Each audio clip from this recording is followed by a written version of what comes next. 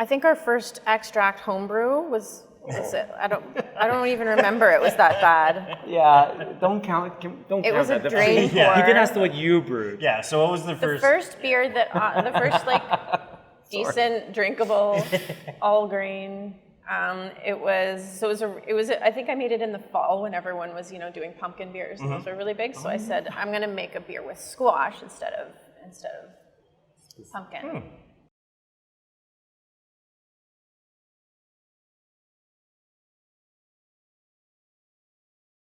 Ladies and gentlemen, welcome back to All Beer Inside. Today we are back in Ottawa, specifically the Gloucester area, and joining me today is Jamie and Ben from Shillow Brewing. Hello. Shillow Beer Company, to be technical. Yeah. Thank you very much for hosting us today. I really appreciate you taking time out of your clearly very busy schedule and family time to speak with us about your brewery today. You're welcome. It's our pleasure. You brought me out a great looking beer here to try. What am I going to be drinking here? So this is a dry hopped lemon Witbier. So it's a Witbier recipe, but instead of using orange peel and coriander, which are common for the style, I decided to dry hop it and add lemon juice. So it's a nice, refreshing, almost like an adult lemonade. It's a great patio, thirst-quenching beer. Awesome. As you do on the show. Toast. Toast. Ooh, delightful. Yeah, it's lemonade, but it's not like overpowering, like punch to the face lemon craziness. It's super clean, nice little balance. Like you said, I can see myself sitting on a patio and drinking a bunch of these. Yeah, so. it's a good summer beer. Super crushable summer beer. Fantastic. At 5-ish%? 4.9. Yes. 4.9, yeah. Amazing. So as I like to ask, what's the beer story? What brought you both together as a married couple into the beer industry?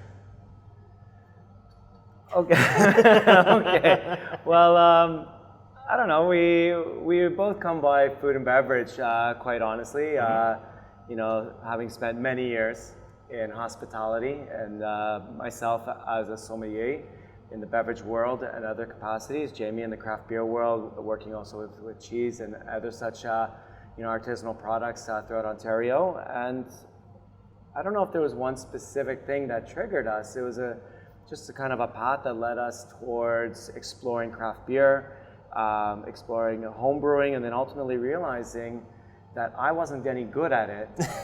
But Jamie, on the other hand, well, she could tell her own story, but the truth is... It was his idea to get a homebrew kit. We're going to start homebrewing, and let's buy all this stuff, and let's get the books. And he was bad at it. We made some really bad batches of beer. And then I eventually, just in my spare time, started flipping through these books and watching a few YouTube videos and investing some time into building a bit better equipment to start doing all grain batches instead of extract batches. And I just took to the hobby. I really like cooking and baking and all that stuff, which is, there's similarities. And I just really liked it. So Ben eventually encouraged me to apply to the Niagara College brewing program. So I got in. I was the third class to go through that program. One of 5 women at the time. There was 5 women in the class. And I think we had always had a bit of an entrepreneurial want to open our own business. We used to talk about opening our own restaurant. We talked about opening a brew pub for a little while.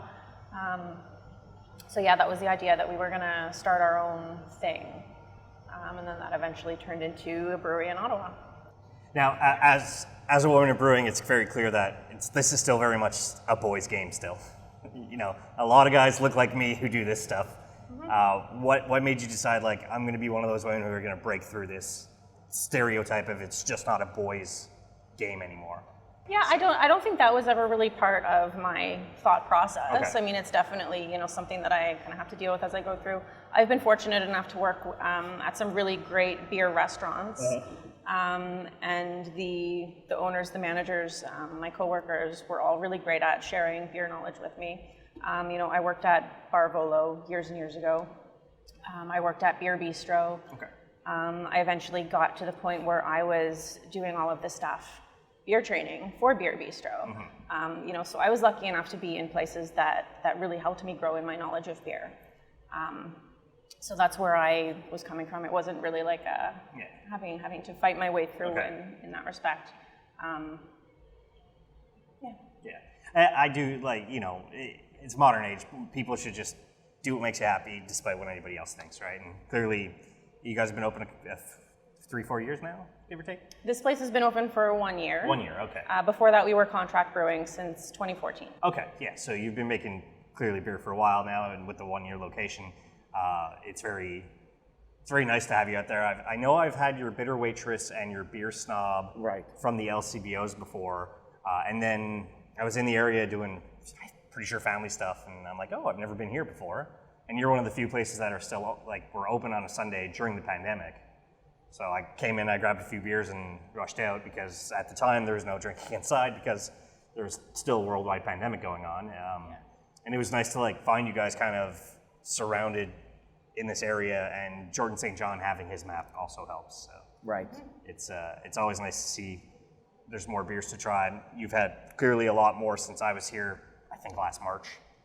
So Yeah, that comes from our restaurant background. You know, I worked in beer places where we're constantly trying to find different things to recommend for different people. And I've been serving craft beer since before it was a really big thing. So, you know, I got used to, you know, teaching people who don't really know anything about craft beer how to find their beer. So our approach to our selection is very much, you know, try to have something for everyone, try to have a nice range of styles. Curating a list. Yeah, there are some breweries that, like, really specialize in sours or IPAs. I like to have a little bit of all of those things. Yeah, it's great. You know, variety is the spice of life, so why not have a variety in your beer styles? There's no question about that. It also makes us good neighbors. Yeah. You know, we're not doing anything that truly overlaps with anyone in the vicinity, which is important for everyone for very obvious reasons.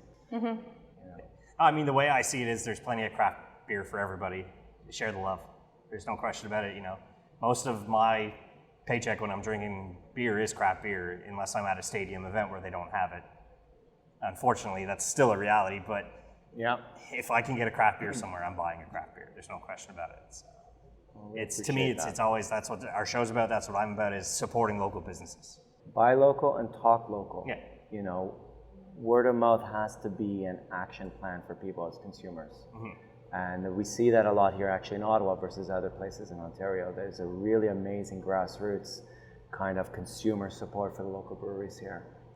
Almost, I would say, you know, not hardcore analytics, but a strong majority of deliveries every week are local deliveries. You know, outside of the business to business, but just amongst retail. So Shillow is your family name. Why name it that, and why not, like, you know, Gloucester Beer Company or Ottawa blah blah blah or something different? Why'd you stick with the family name? I think we went with Shillow just because I couldn't think of anything else at the time. Nothing really jumped out at me, so we just put Shillow Beer Company, and then we. It was the least controversial name we came up with. But I mean, we originally, when we started contract brewing, we were based in Toronto, so that's why Ottawa never came into the picture before. It was a, you know, it was just kind of it was a placeholder that ended up sticking. Oh, it's a unique name on top of that. It is. People remember it. I don't think I've ever seen the same one, even in the U.S. or anything. And I mean, the U.S. has like 7,000 breweries. That's right. Well, we're not such a big family. But right, it was a placeholder, but there is something to be said for something that has followed us. Especially during a time where, as you can imagine, during the pandemic, even before that, you know, the direction in which Shillow Beer Company was going was not precarious, but it was uncertain. There was a lot of questions where we were ultimately going to be. And last thing I'd want to do is call myself Ogilvy Brewing Company or whatever that might be. So there were certain pragmatics, and also, you know, it's easy for people to disconnect from a brand when it's just not an obscure name, but a detached name. You know, Shillow Beer Company, they're going to know it as us. And for better or for worse, it's tied in with our own story. Oh, that's awesome. I love hearing every place is unique with their names, and hearing that story is it's amazing that, you know, this is us, this is who we are, and we're not going to change for anybody. So.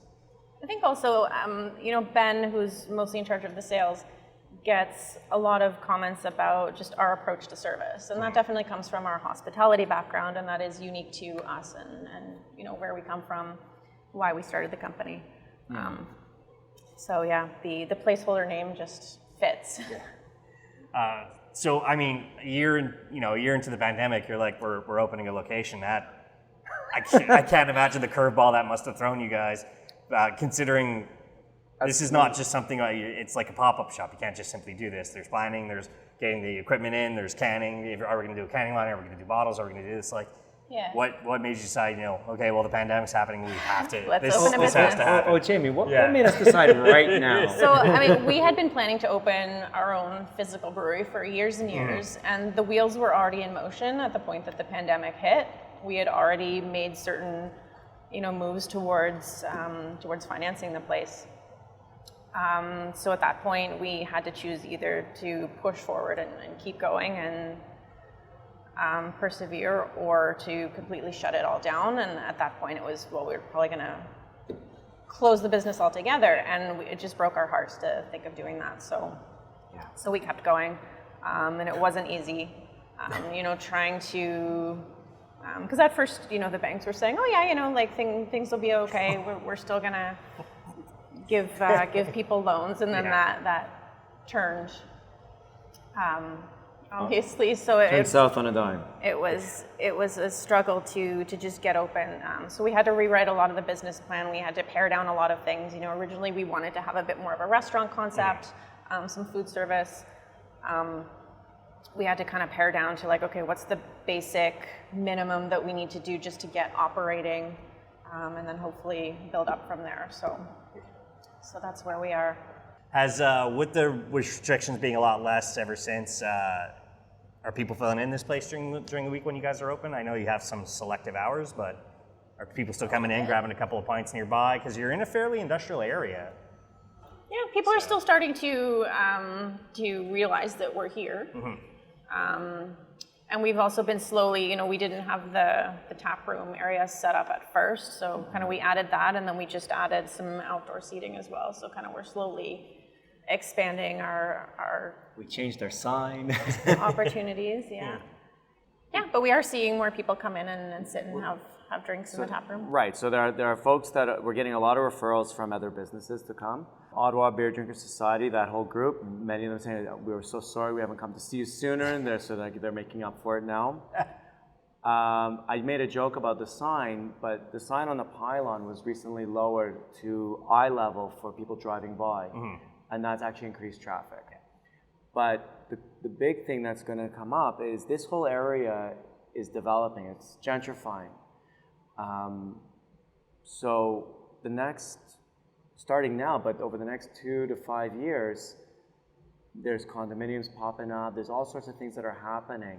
So everything that we're assessing now is really early days for the neighborhood. And with condos, I mean, that brings in the younger people who are more willing to try local products than they are versus all the mass-produced stuff. So that's going to be big. That's amazing. And even you mentioned the sign coming down to eye level, that's just numbers show that people are going to look straight ahead and see something and then look at it. So. It's I'm always grateful, particularly to Jamie, for always restraining some of the bigger ideas that we come up with. Not that they're not great ideas, but what's proven time and time again, it's a number of small steps that make the biggest impact. Without just that consistency on social media, signage, other things that really just kind of accent our visibility. So Jamie, first beer you ever brewed that kind of good or bad? What was that first beer that you ever homebrewed? I think our first extract homebrew was it? I don't even remember it was that bad. Yeah, don't count It was a that. drain pour. You can ask what you brewed. Yeah. So what was the The first? first beer that the first decent drinkable all grain. It was I think I made it in the fall when everyone was doing pumpkin beers, and those were really big. So I said I'm gonna make a beer with squash instead of pumpkin. So I used I think acorn squash and all those spices as well. Yeah. And we called it Squish Squash Spicy Ale. That was awesome. It was good. You heard it here first, folks. Yeah. Squash. That's a great It was good. name. It was drinkable. Yeah. It actually tasted like a well-made beer instead of just like a. Yeah, those extract hits, from what I understand, not great. And there's a craft brewery in the U.S. near the Canada border that I'm like, oh, we got to talk to them. And we spoke with another local brewery out of Cornwall in Rurbend, and he's like, no, they just do kits. I'm like, oh no. Who does kits? It's a brewery in the U.S. I'm not going to mention their name, but it's like, how are you a craft brewer and making kit beer? That's pretty wild to me. So I don't get it. And they were on my priority list of that. Yes, when the borders open, we're interviewing these guys, and then hearing from other people, it's like, don't. I'm like, okay, no problem. Maybe you still want to interview them just to find out. Maybe. Yeah. I have one question. Why? Why? What's the first beer that ever came out of Shillow as the brand in 2014? 2014? Yeah, because you said you started contract brewing in Yes, 2014. So so what was the contract first? brewing, the first beer that I made commercially was actually a custom beer for Beer Bistro. Okay. I was still working there as a server at the time. Then actually came up with, he was chatting with the bar manager, I think at like the staff holiday party, and was party like, lasted a year. you guys should have your own custom beer and Jamie should brew it. I was like, can I finish school first? Because that was like a year before I'd even finished the program. But they both thought it was a great idea, so we kind of like planned to get this whole contract brewing thing started when I was finishing school. Yeah, we took our time implementing. So we created a brown ale Okay. for them, nice food-friendly American brown ale. So that was exclusively on tap there for like until the beginning of the pandemic, and everyone kind of Really strong run. shut down and stopped. And then our first wide release LCBO contract brew was actually this one, the Bitter Waitress Black IPA. So I had actually brewed that previously as part of a homebrewing contest, then ended up winning first place. So that was kind of the go-to recipe that we decided to go with. Cool. First. Awesome. And I mean, that's when it came, is just you have the Bitter Waitress, the Beer Snob, Brave Noise, which is a collab, and then everything else is kind of named after styles. So you have like the two kind of, as I say, like the scales or the Gemini of it is, you're going from just the names to two different names. What made you decide to have those two different concepts for your naming? Naming sucks. Okay. Sorry. No, it's a simple enough answer. I've always said, like, I have my own ideas of if I ever open a brewery, I'm sticking very specifically with this type of stuff. And I've got maybe 3 names in my back pocket that Jamie and I both agree on. And I'm embarrassed to tell you how long it took me to come up with them. And your labeling, you stick with like the colors are straightforward and out there. It's a very classic style of labeling. What made you decide that? That's and a not branding going, change. Okay. That is a branding It was more change. just, we were opening and we wanted to try a lot of different recipes and see, what was going to stick and what we were going to change, what we were going to do year round versus seasonal. So we just wanted to keep things simple and very identifiable. I think, again, that goes back to just like our experience in hospitality and helping people, find beers and find flavors and not get wrapped up in like the funny, quirky names, which we enjoy, obviously, doing that stuff as well. But just as far as the kind of establishment phase of, developing recipes and deciding what styles are going to be what, we just wanted to keep it simple. And I like just kind of the simple, the same logo. A lot of people comment like, they know that all these beers are from the same brewery, with the exceptions of a few of them. Yeah, I think that's what Beer Snob we're going and for. Bitter Waitress can be a little old school, but yeah, there's an elegance to this new branding. It does help with the shopping experience, identifiability, but also to really know full on what they're buying and what they're getting. It's when these beers are lined up in spectrum, it's really quite beautiful to see. I have folks who show up with their Instagram open, It's kind of the opposite end of, people, like you can go into the LCBO and pick something up and like be turning the can around and it's like, I don't know what beer this is. I don't know what beer, beautiful label, lovely artwork, but what kind of beer is this? So we kind of went to the opposite end of, this is what beer you're getting. That's a problem I got back home now, a local brewery. just the wild names. I'm like, I'll take number 11 Right. because it says double IPA underneath, and that's the only thing I can make out. Right. Everything else makes no sense to me. But also, you know, not to go too deep into this point, but you know, as a kosher brewery that focuses very much on dietary restrictions, which is also relevant to allergies and things of this nature, it's very problematic if you actually can't know what's in the beer. What makes the beer kosher versus everything else, as somebody who doesn't know this thing?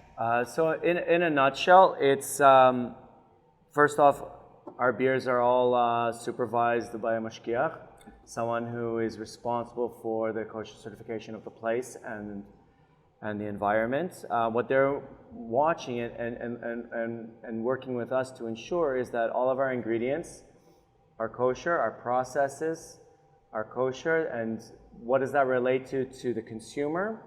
That it has to do with that ingredients that are not permitted by kosher dietary laws are included in the beers. There's no cross-contamination of anything.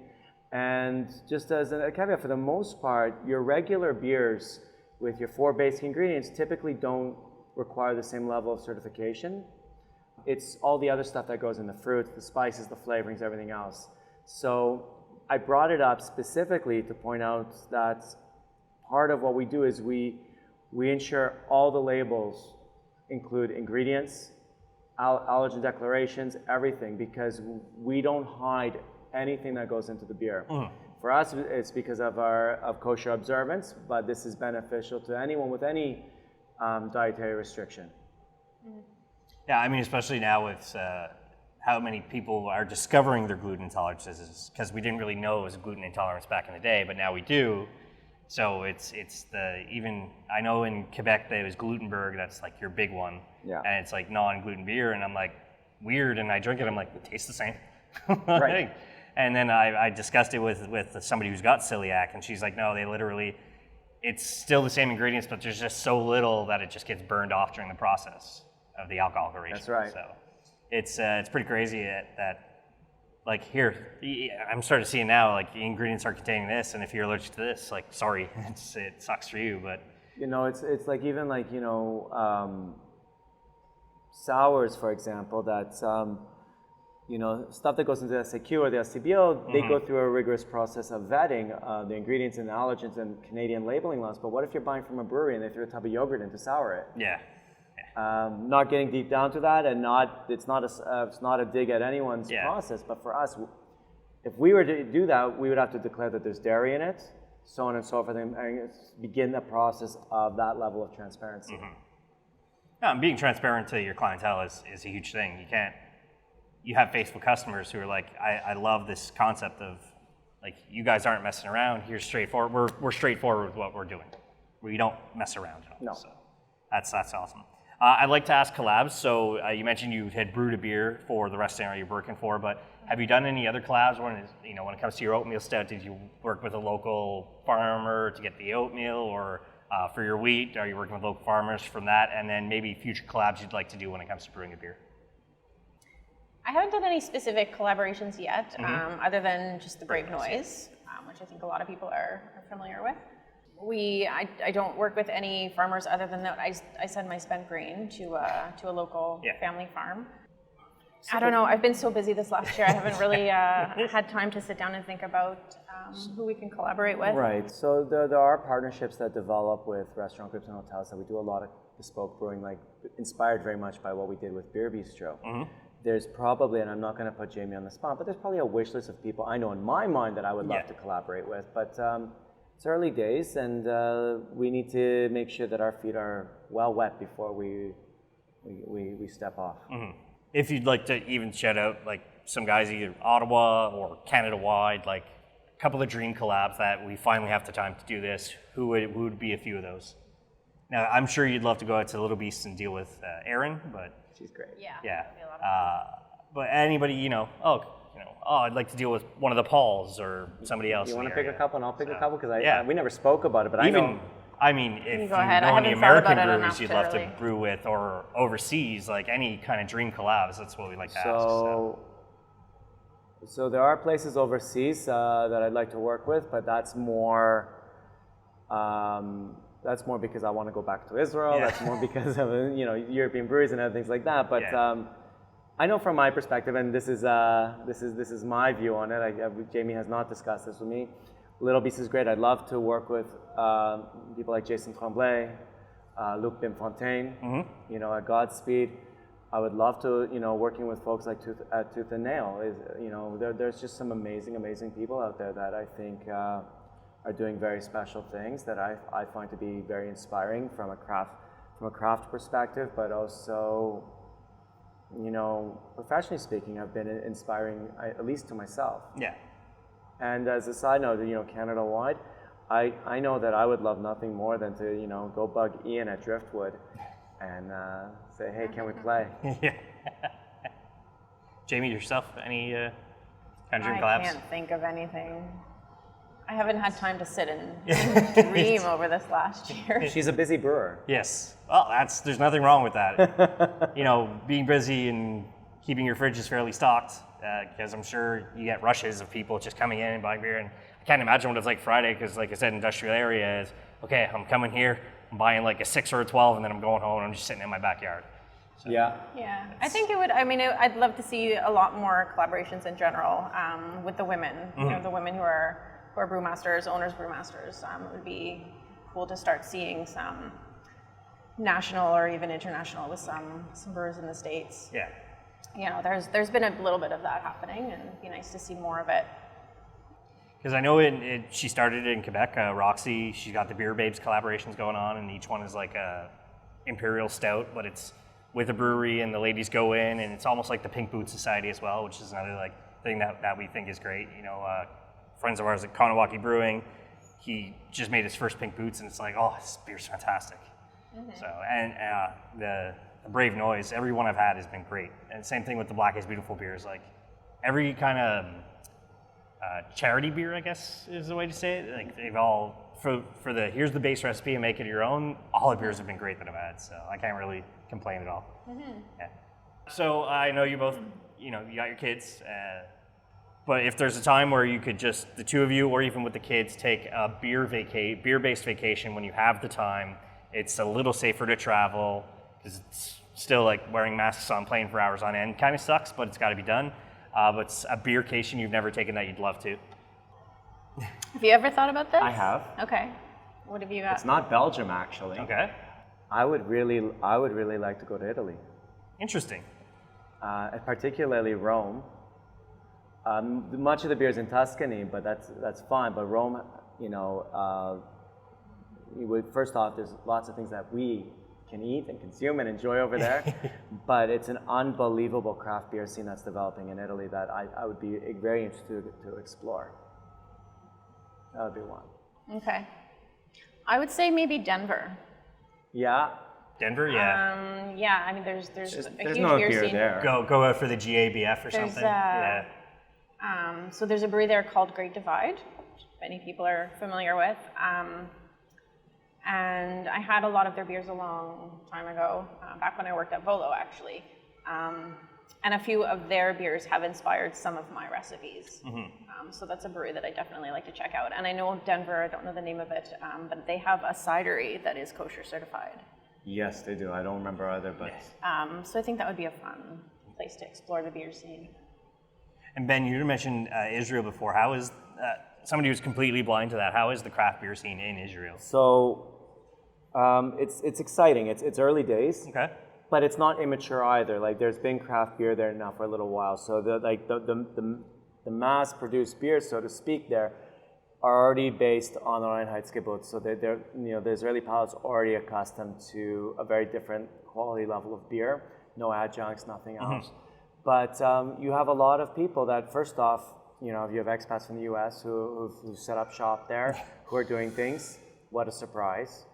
But also, there's a lot more room to play in the country when it comes to developing craft beer business and whatnot. So there's beer festivals in places like Jerusalem. There's breweries in the desert, which is unbelievable. That's crazy. Yeah, it's really exciting. It's expensive to build a brewery there because they're getting all their equipment from Europe. Yeah. But there's a growing sector of Israeli society that enjoys going out to restaurants, enjoys wine and beer and I guess finer things, so to speak. And it's they're digging in and they're delving. I think it's fantastic. That's awesome to hear. And the Israeli culture in general, it's many things, but a big component of it, it's a cafe culture. Everyone's out all the time, so it's a very different vibe. Very cool. Yeah. So as I like to say, somebody comes here, buys a bunch of your beers, has a beer or two on your patio or inside on the tables. Friends in the area for them to try. Well, so first off, I will probably say that we love practically everyone, but definitely check out Vimy in the area. Check out Bicycle if you like IPAs. We're big fans of Tooth and Nail. I think Spark's doing phenomenal stuff. The beer scene here is only getting better, and it's a huge community of people who support each other. So explore, check it out. Nothing's inaccessible. You just got to drive past those 15 minutes, and you'll get there. Yeah, just make sure you always have a designated driver. That's all it is. So yes. That's the important part. Awesome. Just a quick question. So you have a BMC drinker come in, Bud Most Coors drinker come in. What's a gateway beer that you highly suggest? That's your, here, try this craft beer instead. One of two things. So frankly, the session ale plays that really well. It's a lagered ale. It's crisp. It's clean, grainy, light fruity note. It's a delicious take on I want a beer, right? And I think that's very important to have. But I think it puts a lot of folks at ease. If they want to step it up a little bit and they say, no, I want something that's more crafty, I would say the amber ale. Cool. So what's next for Shillow Beer Company? Frankly, I think we want to consolidate what we're doing. I think we want to develop. we want to develop our hospitality options and go from there. I think we need to reinforce what we're already doing well and shore up a few other things, and then we'll get back to guns a-blazing. Just maybe a couple more tables inside and outside. And Yeah, we definitely want to have some food options available here eventually. Awesome. Look forward to it. I can't wait for it. Thank you very much both for hosting us today. Really appreciate you taking time out of your clearly very busy schedule to speak with us about your brewery. Let the people know where they can find you. So we are located at 1458 Cyrville Road in Gloucester, Ontario, or otherwise known as Ottawa East. We can be found in numerous bars and restaurants throughout the province, in the LCBO. We are available online through our web store. We deliver all over Ontario. And if I have my way, more things to come after that. Social media? Social media.